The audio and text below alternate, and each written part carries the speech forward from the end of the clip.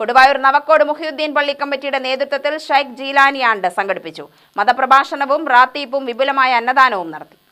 കഴിഞ്ഞ 4 വർഷമായി വളരെ വിപുലമായാണ് ജീലാനി ആണ്ട് ഇവിടെ സംഘടിപ്പിക്കുന്നത്. ജാതിമത ഭേദമന്യേ 2500 കുടുംബങ്ങൾക്കാണ് ഈ വർഷം അന്നദാനം നടത്തിയത്. എല്ലാ വിഭാഗം ജനങ്ങളുടെയും സഹായ സഹകരണത്തോടെയാണ് പരിപാടി നടത്തുന്നത്.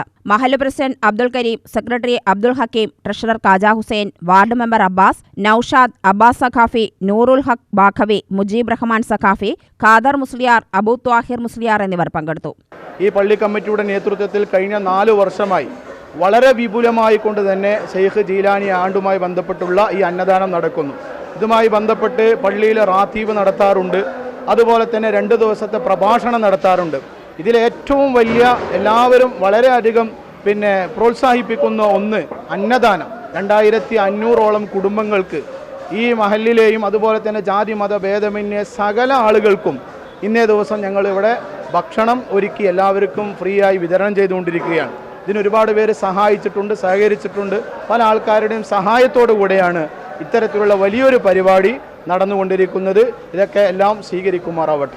സയ്യിദ് ഹമീദ് കോയ തങ്ങൾ ദുആക്ക് നേതൃത്വം നൽകി. UTV news, Palakkad.